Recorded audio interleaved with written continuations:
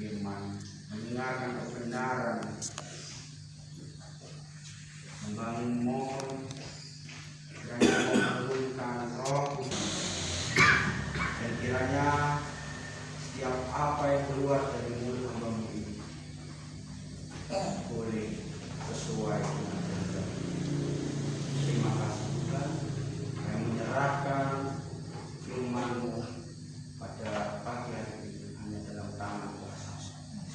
Demi nama Tuhan Yesus kami sudah berdoa dan bersyukur. Amin. Shalom. Selamat pagi. Ya, sebelum kita memasuki membaca dan merenungkan firman Tuhan, sebelumnya saya ingin memperkenalkan diri terlebih dahulu. Nah, jadi saya beberapa hari yang lalu atau beberapa minggu yang lalu kadang tuh agak pengen ketawa gitu Bapak Ibu. Jadi mungkin jemaat di sini ataupun jemaat di pusat di Melongo sering memanggil nama saya tuh Mas Rakil, termasuk di surat itu tulisannya Mas Andreas Rakil gitu. Nah, jadi kenapa saya kok ada perasaan untuk pengen ketawa, rasa itu tuh karena nggak terbiasa Bapak Ibu. Jadi baru di tempat ini ataupun di Melongo itu saya dipanggil Mas Rakil, ataupun di dalam surat ataupun apapun tuh tulisannya Mas Andreas Rakil. Karena ya saya memperkenalkan diri, nama saya itu Andreas Putra Rakil Pamungkas. Nah, sudah Rakil masih Pamungkas. Nah, jadi tujuannya dari orang tua saya memberi nama itu ya biar nggak nambah anak lagi. Jadi sing keloro yo paling terakhir, paling cilik paling terakhir. Nah, jadi saya biasanya dipanggil itu Andreas Bapak Ibu. Nah, jadi saya tidak menyalahkan Bapak Ibu di tempat ini ataupun di Melongo ketika memanggil saya Mas Rakil, cuma saya agak kayak beda aja karena belum pernah dipanggil dengan nama itu. Jadi kadang kalau saya membayangkan orang lain kalau memanggil saya Mas Rakil itu kayak menggelitik aja gitu Bapak Ibu. Ya, saya asli dari Kudus, kota Kudus, jadi juga tidak terlalu jauh dari Melongo. Saya memiliki satu saudara perempuan. Dia juga saat ini melayani, selain menjadi istri pendeta di cabang Ngandong, dia juga melayani di rumah sakit Martirayu. Nah, ibu saya masih sehat. Dia juga melayani di bidang pendidikan, lebih tepatnya mengajar agama Kristen di kota Kudus. Ayah sudah meninggal kira-kira 2 tahun yang lalu. April nanti pas 2 tahunnya ayah. Jadi ayah meninggal ketika awal-awal pandemi. Nah, jadi ya cukup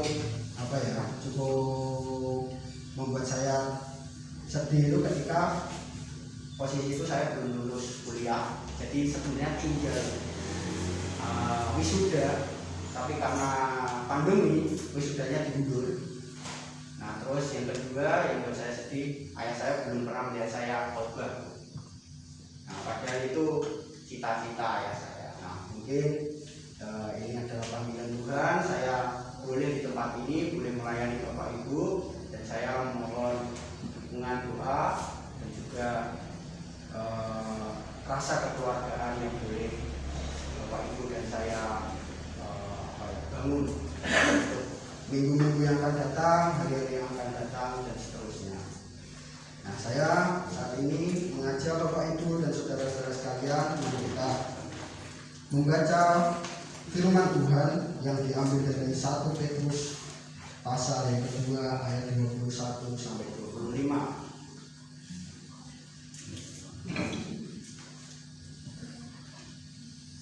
Kita akan membaca secara bergantian. Saya ayat 21, Bapak Ibu ayat 22 dan seterusnya. 1 Petrus pasal yang kedua ayat 21 sampai 25. Demikianlah firman Tuhan.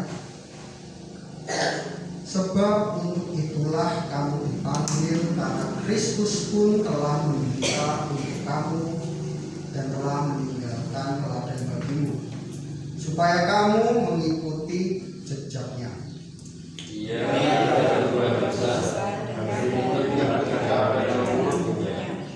Ketika ia dicaci maki, ia tidak membalas dengan mencaci maki. Ketika ia menderita, ia tidak mengancam, tapi ia menyerahkannya kepada Dia yang menghakimi dengan adil. Ia sendiri telah memikul dosa di dalam tubuhnya supaya kita yang pernah berhenti pada dosa hidup untuk kebenaran oleh hidup yang akan masuk. Sebab dahulu kamu sesat seperti domba, tetapi sekarang kamu telah kembali kepada Gembala dan Pemelihara jiwamu. Amin. Dengan firman Tuhan berdoa kita yang membaca, yang merenungkan, dan terlebih kita yang mau melakukan firman Tuhan dalam kehidupan kita hari lepas hari. Jemaat yang terkasih di dalam Tuhan Yesus, di suatu kota, di sebuah negara di Cina, ada cerita yang menarik bahwa itu ada anak kecil sekitar umur 10 tahun. Dia sering berjalan-jalan dengan keluarganya, ayah dan ibunya, jalan-jalan di pasar, di tengah kota. Tapi tiba-tiba anak kecil ini terhenti memandang satu restoran atau tempat makan. Apa yang membuat dia berhenti? Ketika dia melihat seorang koki yang memasak, yang melakukan aksi-aksinya dengan peralatan-peralatan yang ada di dapur. Selain itu, tempat makan itu atau restoran itu sangat ramai sekali. Akhirnya anak kecil ini mengajak bapak ibunya untuk masuk, karena selain dia tertarik, dia ingin merasakan masakan si koki ini. Singkat cerita, dengan mereka masuk dan memesan satu masakan. Nah, karena di restoran itu pengunjung bisa melihat bagaimana koki menghidangkan masakan, dari proses memotong, dari proses menyiapkan bahan, sampai dengan memasak, sampai dengan akhirnya dihidangkan di meja. Anak ini tidak berhenti memandang koki itu ketika menyiapkan masakan.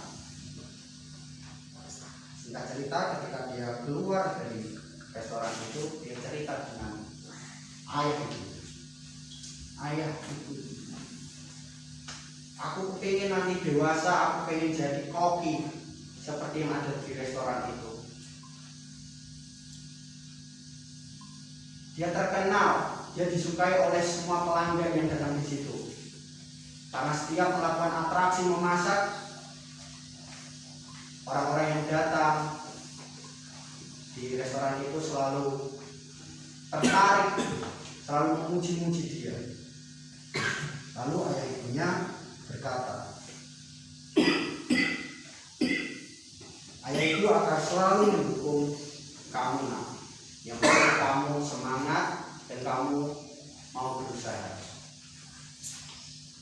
Lalu setelah sekitar 10 tahun berlalu, anak ini akhirnya masuk di sebuah sekolahan untuk menjadi koki atau chef. Nah, ternyata dia akhirnya sadar bahwa menjadi koki atau menjadi chef itu tidak mudah bahwa itu. Ternyata memotong bahan-bahan makanan yang akan dijadikan masakan itu ternyata tidak sesederhana. Ada teknik-teknik memotong, mengiris, ada juga juga harus mengenal pisau-pisau mana yang harus digunakan. Pisau untuk daging yang seperti apa, untuk sayuran seperti apa, dan juga teknik-teknik lainnya. Guna untuk selain menarik perhatian, tapi juga untuk menghidangkan suatu masakan itu memang jauh lebih berkualitas. Nah, singkat cerita, anak ini tengah jalan merasa putus asa karena dia merasa kesusahan, kesulitan. Apa yang dia cita-citakan sebelumnya, ingin menyamai kopi yang dia lihat ketika dia berumur 10 tahun itu, dia merasa lelah. Ternyata susah, ternyata tidak mudah. Nah, pada akhirnya singkat cerita dia bertemu dengan kopi yang 10 tahun lalu di sebuah acara TV. Kalau di Indonesia kan Master Chef gitu. Nah, di Cina juga ada acara TV. Nah, pada akhirnya anak ini bertemu dengan koki ini yang menjadi inspirasinya ketika dia masih kecil. Dan dia bercerita, kenapa jadi koki susah banget? Kenapa menjadi koki banyak hal-hal yang harus dipelajari? Dan gimana caranya biar jadi koki seperti bapak yang sudah terkenal, yang setiap kali memasak pasti enak, setiap menyiapkan hidangan dari memotong sampai memberikan hidangan itu selalu keren dengan teknik-tekniknya. Nah, koki ini hanya menjawab, ya ketika kamu ingin mengikuti seseorang, kamu juga harus mencintai apa yang dilakukan seseorang itu. Jemaat yang dikasih oleh Tuhan, surat Petrus ini juga yang sudah kita baca ingin mengajak kita untuk mengetahui bagaimana kita sebagai umat Kristen dalam usaha menerima panggilan untuk mengikut Kristus, kita diajak untuk juga mencintai. Kita diajak untuk melihat hal-hal yang boleh kita hidupi, bukan hanya sekedar kita baca ataupun sekedar kita masukkan dalam telinga kanan kita, keluar dari telinga kiri kita. Surat 1 Petrus ini juga ditunjukkan kepada orang-orang yang percaya pada Kristus yang berada di provinsi-provinsi kerajaan Roma. Situasinya mereka sedang berada di dalam penindasan Kaisar Nero pada waktu itu. Selain itu mereka juga diperlakukan secara tidak manusiawi oleh majikan-majikan mereka atau tuan-tuan mereka di mana mereka bekerja. Lalu bagaimanakah sikap mereka menghadapi tekanan dari negara dan ketidakadilan dari tuan-tuan mereka? Petrus menasihati agar mereka tidak melawan apalagi membalas dendam. Nah, Tuhan berkenan bila mereka menderita dengan sabar. Nah, di dalam penjelasan ini pikiran Petrus tertuju pada teladan salib.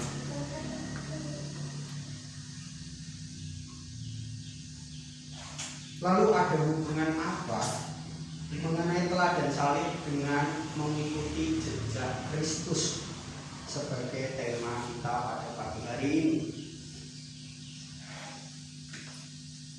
Kata mengikuti dalam bahasa Yunani, bahasa asli Perjanjian Baru Bapak Ibu, adalah okoloteo, dari asal kata okolutos yang bisa diartikan teman dalam perjalanan.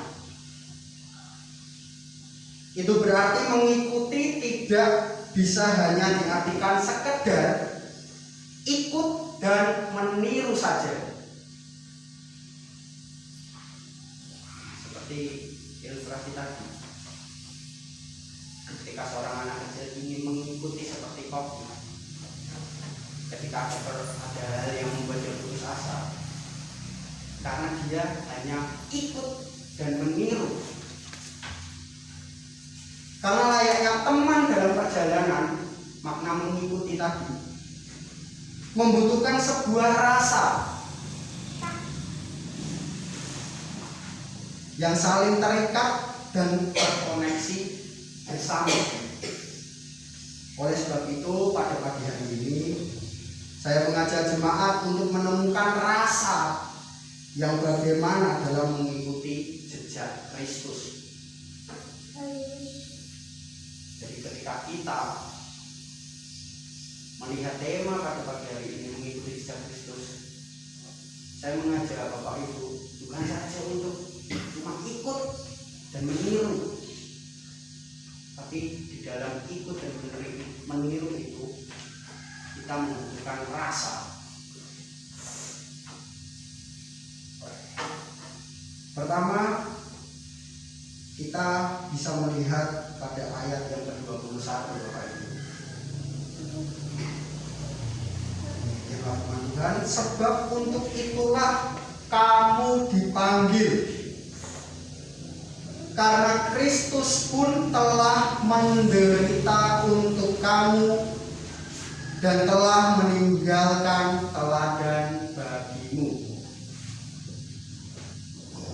Kita diajak untuk merenungkan dan mengingat kembali bagaimana karya penyelamatan dan penebusan dosa oleh Kristus bagi manusia.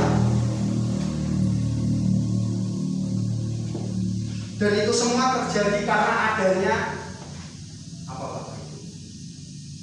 Cinta dan kasih.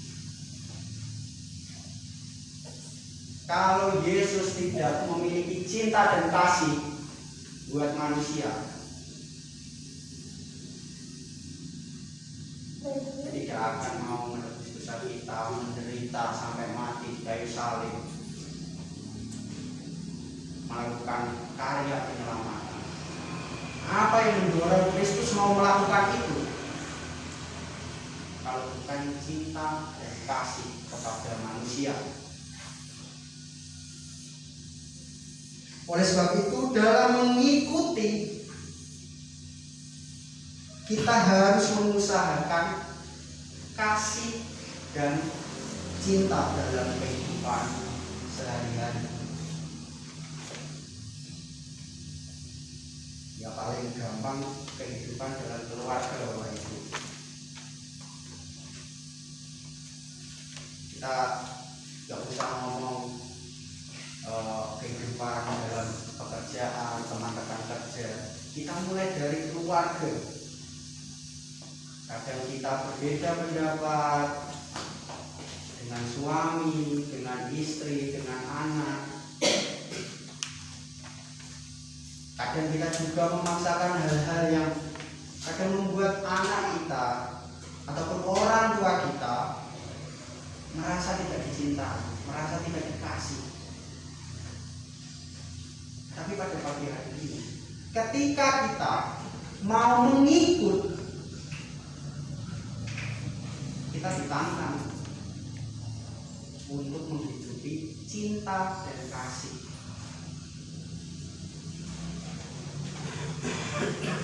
Cinta kasih ini bisa kita mulai dari orang-orang terdekat kita, yaitu keluarga kita, anak kita, ayah kita, ibu kita, saudara kita.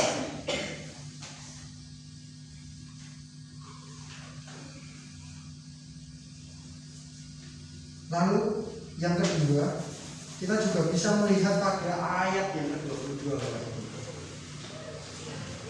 Ia tidak berbuat dosa dan tipu tidak ada dalam mulutnya.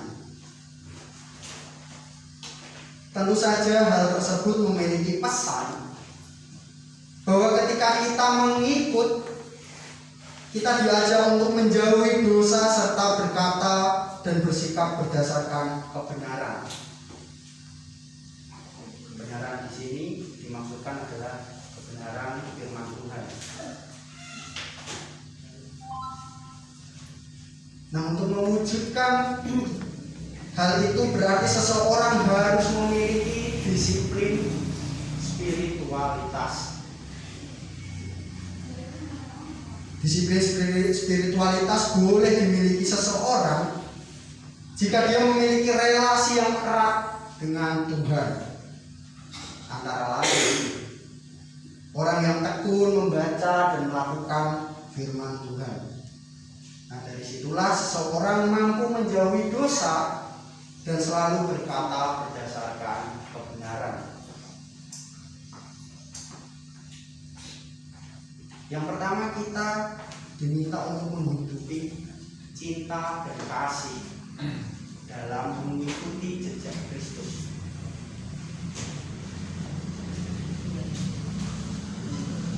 Yang kedua, kita Dituntut untuk menghidupi disiplin spiritualitas, yaitu bagaimana relasi kita dengan Tuhan, hubungan kita dengan Tuhan, komunikasi kita dengan Tuhan. Kalau relasi komunikasi kita dengan Tuhan hanya pas kita susah, pas kita merasa menderita, baru kita ingat Tuhan. Tapi ketika kita sedang merasakan senang, bahagia, mendapat rezeki, mendapat berkat, justru kita tidak ingat dengan Tuhan.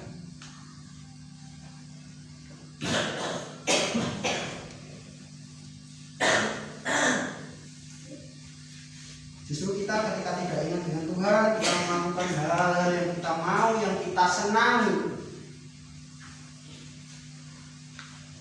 dan akhirnya berujung hal-hal tersebut melahirkan dosa.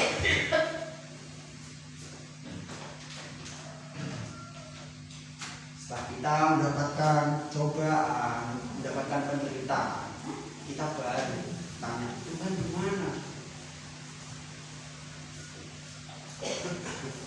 Bukan relasi, bukan hubungan yang seperti itu yang diinginkan Tuhan untuk kita, tapi hubungan relasi yang benar-benar dilahirkan dari hari demi hari, Bapak Ibu. Salah satunya dengan kita tekun dan setia membaca firman Tuhan. Bukan hanya membaca, tapi juga melakukan firman Tuhan dalam kehidupan. Karena juga saat ini juga banyak Bapak Ibu orang-orang yang memang terlihat setiap hari membaca firman Tuhan, apal sampai ngelotok, tapi pertanyaannya dia justru tidak pernah melakukan. Justru firman Tuhan, ayat-ayat yang dia katakan, yang dia hafal, hanya untuk menghakimi sesamanya. Ketika orang lain melakukan kesalahan,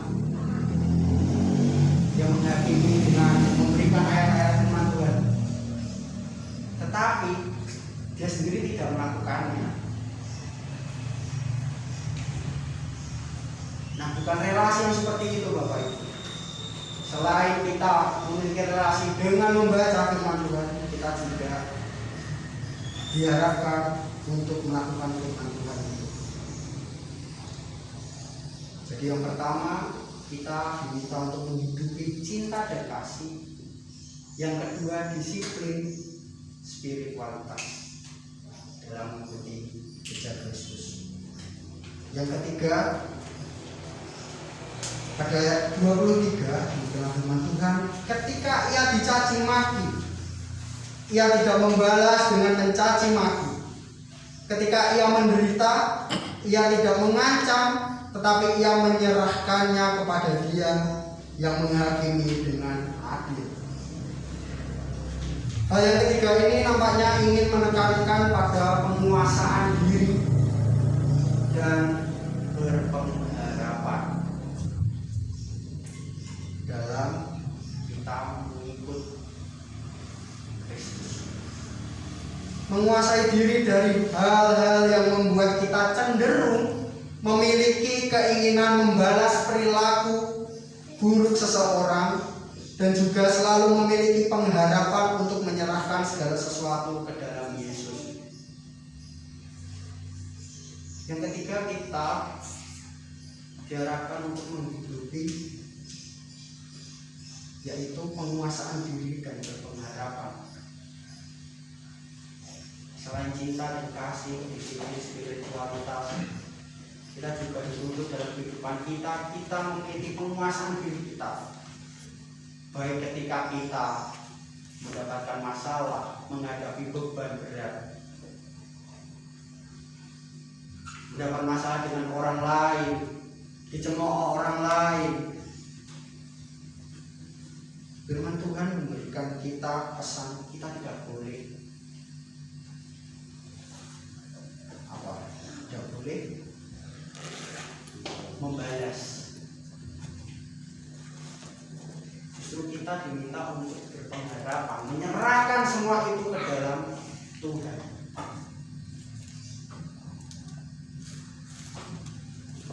Pada akhirnya kita dapat menjawab pertanyaan kita di awal tadi Bapak Ibu. Apa hubungannya teladan salib dengan tema kita mengikuti jejak Kristus? Paling gampangnya saya memberikan umpama.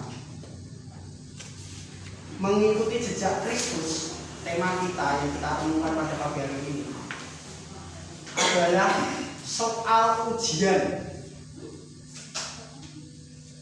Ketika kita masih sekolah, nah teladan salib itu adalah kisi-kisi ujiannya Bapak Ibu.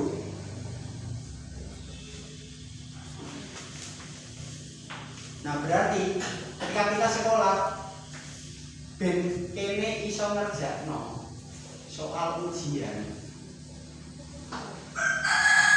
Yo carane ajare yo kisi-kisine iku sing diajari. Jadi ketika kita mengikuti jejak Kristus, otomatis kita memang harus menghidupi teladan salib Kristus Bapak Ibu. Nah di dalam teladan salib Kristus itu ya tadi ada cinta dan kasih, ada disiplin spiritualitas, Dan juga penguasaan diri dan berpengharapan.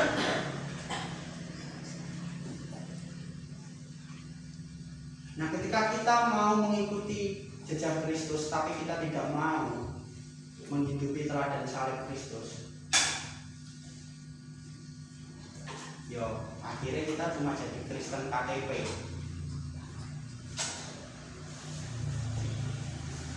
Orang Kristen yang tidak mau benar-benar menghidupi cara hidup Kristus. Tidak ada jalan lain Bapak Ibu. Kita mau mengikuti jejak Kristus, secara otomatis kita juga harus menghidupi teladan salib.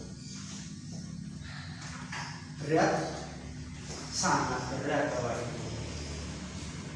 Saya berdiri di tempat ini pun untuk mengikuti Kristus dan menghidupi teladan salib juga merasa berat. Tapi ingat, makna kata mengikuti tadi, yaitu teman dalam seperjalanan. Kita bisa mengubah yang berat itu menjadi ringan ketika Yesus yang kita ikuti, yaitu Yesus yang menjadi teman dalam perjalanan kita. Bukan sosok yang ingin diikuti yang berada di depan kita, tetapi Yesus yang ada di samping kita sebagai teman perjalanan kita, yang mau sama-sama menguatkan kita dalam menghidupi cinta kasih, yang mau sama-sama menemani kita dalam menghidupi disiplin spiritualitas, yang juga mau bersama-sama menjadi teman kita dalam menghidupi penguasaan diri dan berpengharapan. Jadi kita mengikuti jejak Kristus bukan sendirian, tapi ada Kristusnya Bapak Ibu di sebelah kita, di samping kita, yang menjadi teman kita.